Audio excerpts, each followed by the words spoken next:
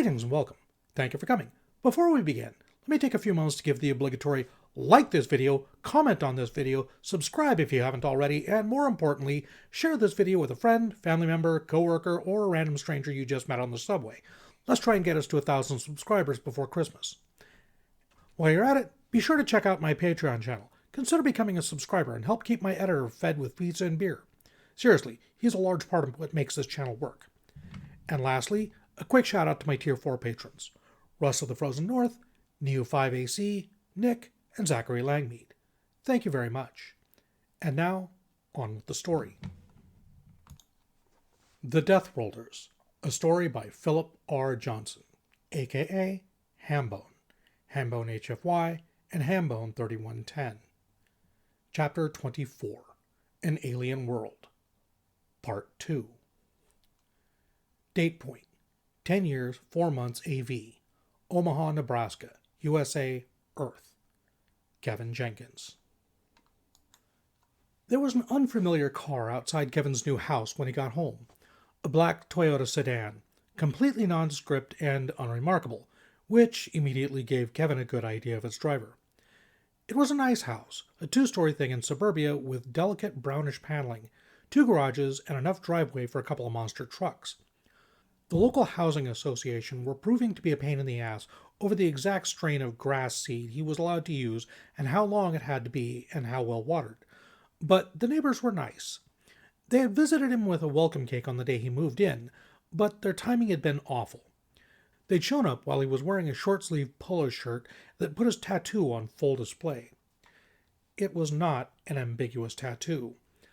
While the original ink had been a simple black cross, Kevin had spent quite a lot of money over the years modifying it, starting by covering it with a bisected circle and the word rehabilitated. Later touch-ups, additions, and modifications meant that it was now well on its way to being a full sleeve of deliberately antagonistic, antitheistic sentiment, a physical lashing out at something he still felt a smoldering bitterness over. He was proud of his ink, but it wasn't the best thing to have on show when meeting new neighbors for the first time, and it hadn't gone down well at all. They'd been the very picture of forced civility, and had excused themselves as soon as they politely could. He'd been expecting church flyers to start showing up in his mailbox ever since, but to their credit, that hadn't happened. Yet. Darcy confirmed his suspicions by stepping out of her car as he parked, slipping a phone into her pocket. Kevin hadn't seen her since she effectively hired him, although a more appropriate word might be commandeered or requisitioned. He was a resource, an asset, company property, as some of the documentation had euphemistically had it. Her greeting was carefully terse. "Kevin?" "For future reference, you're welcome to let yourself in," Kevin told her. "I don't have a key." "Like that'd stop you," Kevin retorted with an amused, joking sneer. Darcy nodded, offering a smile that was, in Kevin's opinion, somewhere towards the wrong end of tired. "People tend to get suspicious when they see a lock being picked in broad daylight, though." Kevin glanced across the street. There was the merest hint of a curtain dropping back into place as he did so. "Right." He opened the door and kicked his shoes off into the corner. "Coffee?" Darcy raised an eyebrow at the commercial espresso machine on his counter. "You take your coffee seriously." "Sure do," Kevin agreed. "How do you want it?" "Cappuccino?" "Coming right up." He watched Darcy out of the corner of his eye as he gurgled and hissed his way through preparing her drink. She didn't quite flop down onto his couch, but she did sit heavily, and then rubbed her face and rolled her neck. Kevin gave her a double shot of espresso. "Thanks for coming back up here on short notice," he said, handing her the drink as he sat down. "I know your schedule's got to be busy." "You're allowed to say I look like shit warmed up," Darcy retorted, giving him a tired but probably honest smile. "This morning I was in Hawaii." "What the hell were you doing in Hawaii?" "You don't need to know." She sipped the drink and pulled an almost erotic face. "Oh, that's good coffee." "Best in Omaha," Kevin promised. "So, anyways, I had a couple of things needed clearing up. If I'm any judge of him, Byron's subdued mood ain't gonna last forever, and when he starts pushing the limits again, I need the weight of facts behind me." "Shoot," Darcy told him. "I'll tell you what I can." Big one has to do with something you said when you walked in on Byron's office, about how that ship I was on would have been destroyed if not for its IFF. Yes? Darcy sipped her coffee again. How? I know more or less what the Firebirds in the V-class can do, and I don't reckon they could have jumped in anywhere close enough to destroy it in seconds. Minutes, sure. Darcy nodded. So either you were exaggerating, in which case that's kind of a problem, because anything could jump in and cloak up and we'd be fucked. Or you weren't, in which case we have something that can hit a target at least as far out as the moon within a couple of seconds of it arriving. Darcy ran a pensive tongue through the milk foam on her upper lip, clearly picking her words with care. It's called Werbs, she told him after some thought. Weaponized Einstein-Rosenbridge system. Thought so. Kevin grinned at her. Bartlett's baby grew up then. Darcy, for her part, looked more irritated than surprised that he knew. I have got to impress on Scotch Creek the need for their top scientists to be more cautious even around base staff, she sighed. Let me guess. He was discussing it with a colleague over one of your admittedly excellent coffees while you were up there. Nope. He just had a bad habit of doodling his equations and stuff on my paper napkins, and then forgetting to take them with him when he left, Kevin shrugged apologetically. It's okay. I destroyed them. How? Incinerator. He got half his best work done on my bar top, Darcy. Did you understand the equations? She asked. Do I look like a theoretical physics prodigy?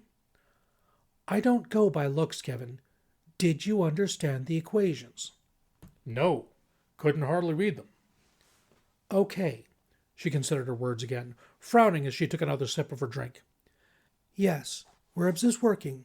In fact, it was about the fourth or fifth technology to come out of SCURF right after force fields, warp drives, stasis fields, and jump engines. We had a working prototype for Werbs before Pandora was even a blueprint. And it could have hit EV-8 out at the moon? Could have, yes. In fact, it could have, yes. In fact, it could have hit you as far out as Pluto. Darcy settled back on the couch and drained half her remaining cappuccino. Satisfied? I'd like to know how it works, but I'm guessing that I don't need to know, Darcy chorused with him, nodding. You don't. Hell, I don't need to know how it works. I can guess it has something to do with wormholes, but exactly what and how... Makes sense to keep that one buried if it's Urias in the hole. Exactly. Darcy finished her drink. Anything else? Few minutiae. Some clarifications over my standing orders and what exactly the company means by covert action. Covert action is part of the CIA's mandate, but completely outside of your area of responsibility right now, Darcy reminded him. You won't be required to do anything covert. Your role is purely to be a bridge. I know it's part of the mandate. Those introductory documents you sent me made that clear as mud, Kevin retorted. Could have done with being less euphemistic for my money. Euphemism is useful. Right.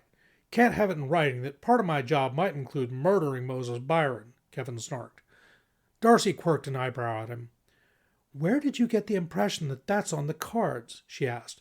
That's not part of your job description. Please. The company's reason for being is the security of the USA, and by extension, the whole human race. Kevin gave her a patient stare. Your words, right? Well, Byron established pretty well with that emergency recall fiasco that he's a potential liability there. And now that you've got company property working in his building... We've got an ally, Darcy corrected him. Somebody we trust to be a little bit more sensitive than Byron, and who we hope will serve as a reminder of just how badly he fucked up. That doesn't mean you'll be entrusted with that kind of thing. You don't have the training, even if we worked that way. You're saying you don't? Darcy just gave him a slight smile. You don't need to know. Date point. 10 years, 4 months AV.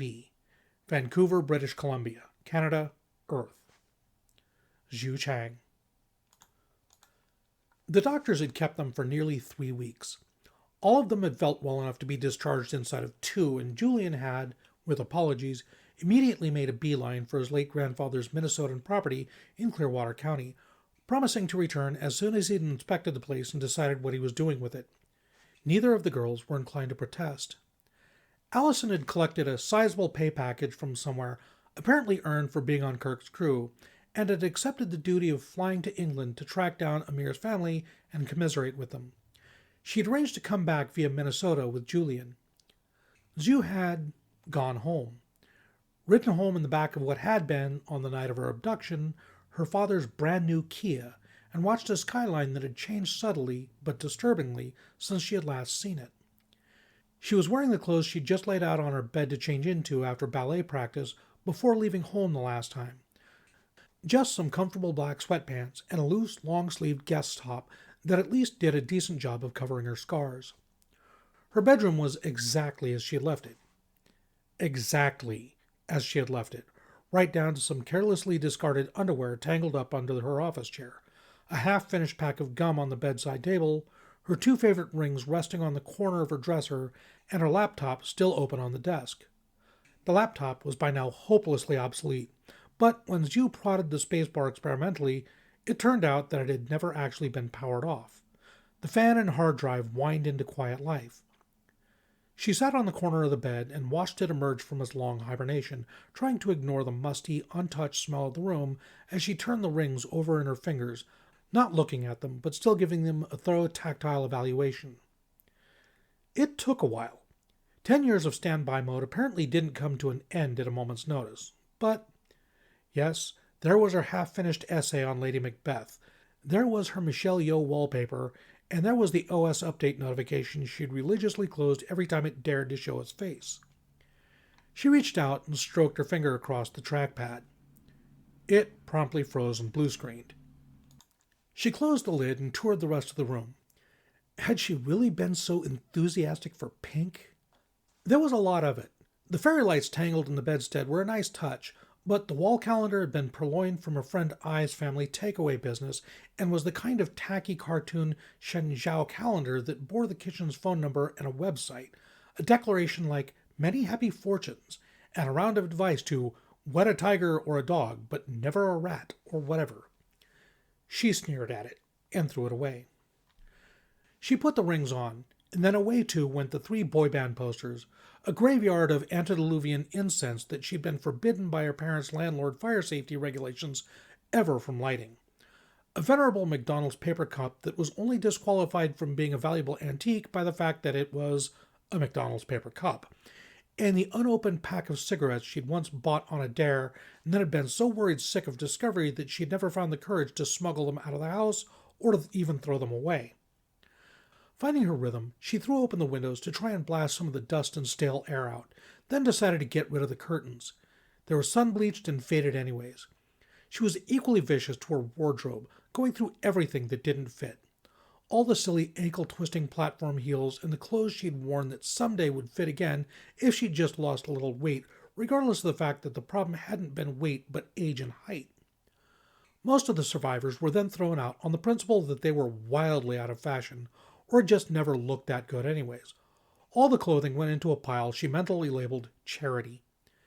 She was left with a handful of simple t-shirts, a couple of good pairs of jeans, 1 pair each of flats, running shoes, and kitten-heeled calf boots, some sportswear, and 3 bras that were, while generous enough to accommodate her teenage self's insecure padding out, not actually oversized. The laptop turned out to have given its swan song, and was now thoroughly dead. She considered asking Wei if he could resurrect it, but then decided against it.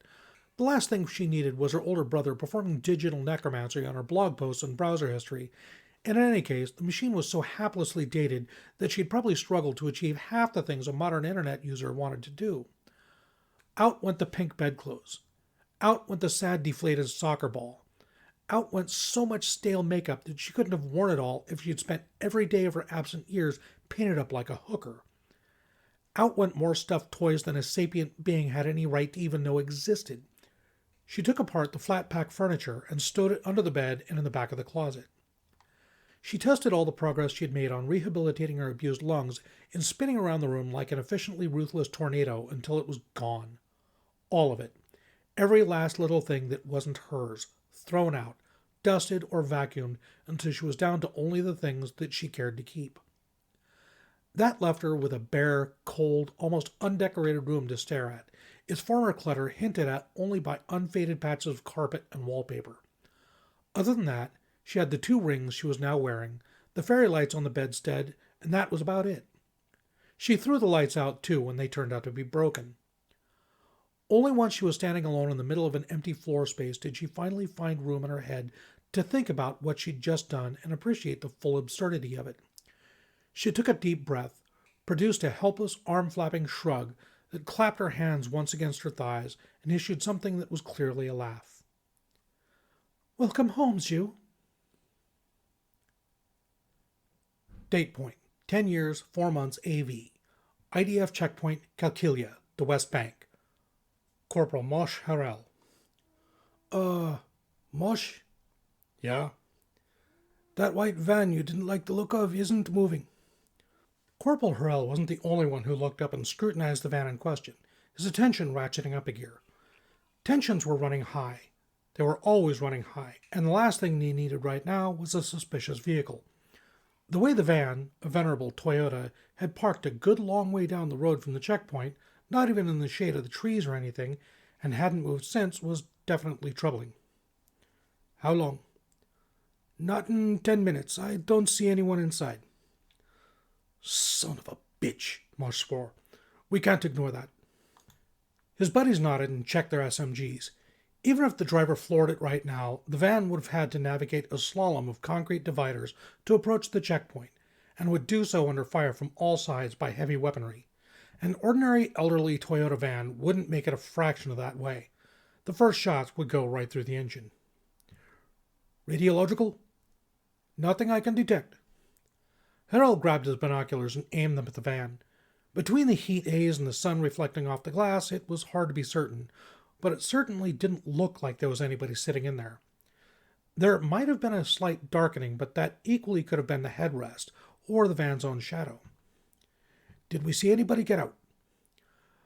"Running the tape back right now. No, nobody got out of it. Not that I can see anyway."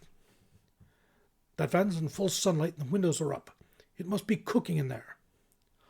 "All I know is the cameras didn't see anybody." Harel considered his options, swiftly narrowing them down to a clear course of action. "Lock it down. Close the road right now."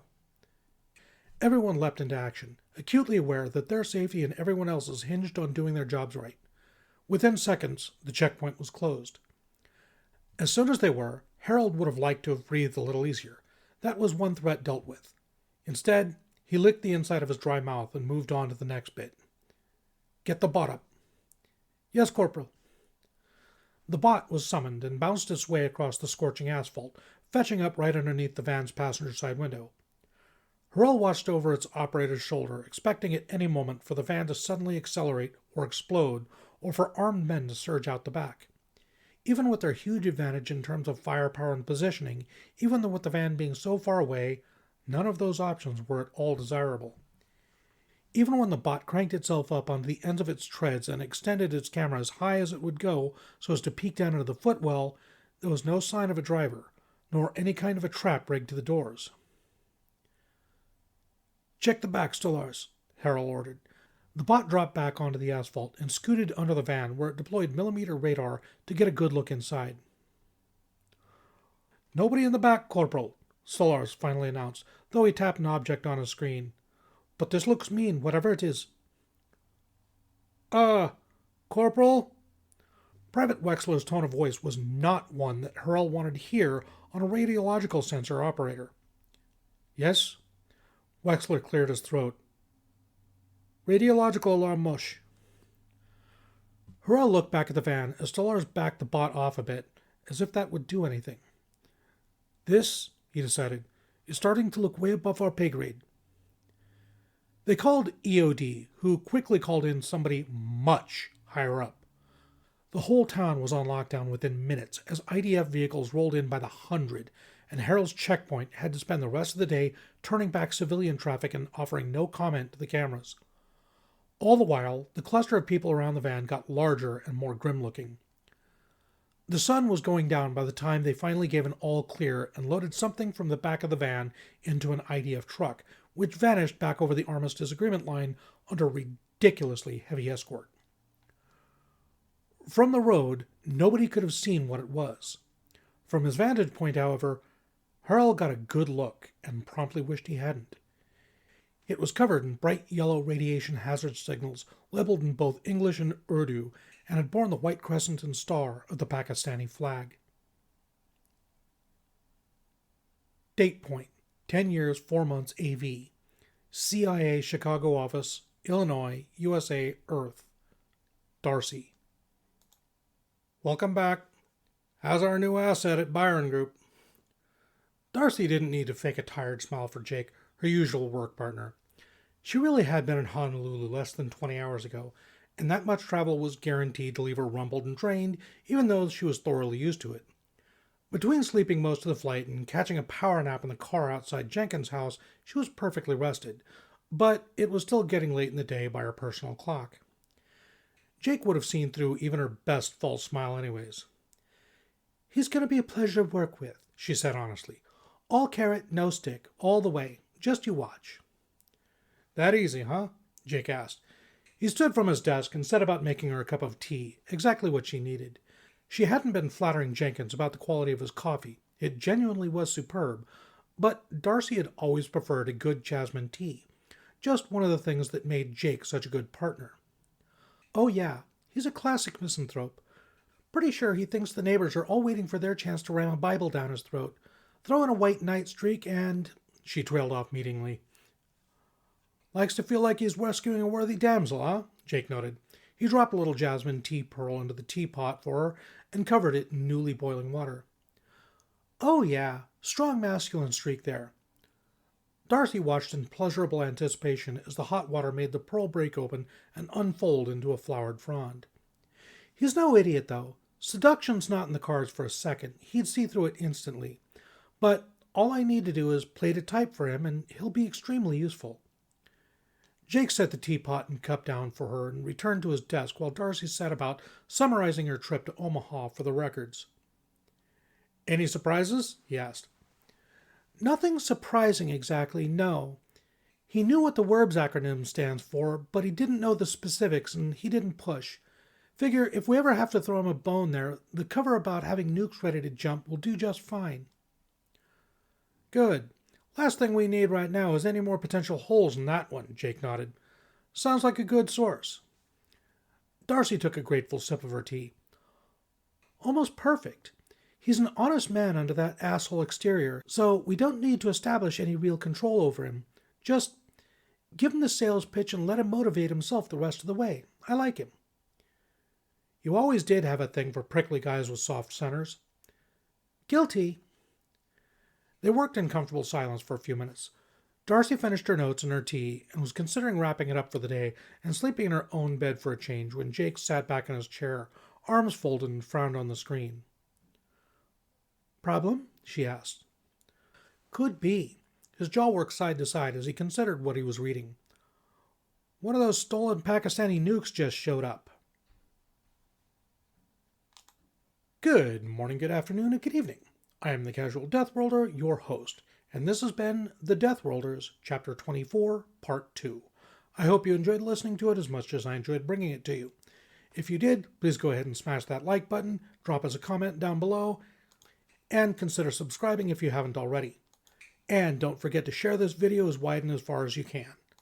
It all helps feed the Hungry algorithm and helps our channel grow. As always, a huge shout out to my editor Graygor.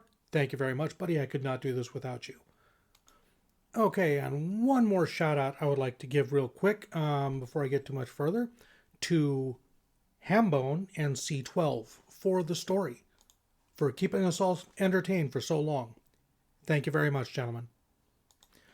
Okay, question, who's got the question? Bicycles. Who here grew up with bikes, like back in the 70s, 80s, 90s? I know they're not all as popular as they used to be anymore, but I remember back when I was a kid, your first bike, it was a rite of passage. It was like giving a kid a Cadillac. It was your freedom. Nowadays, kids they walk or they take an Uber.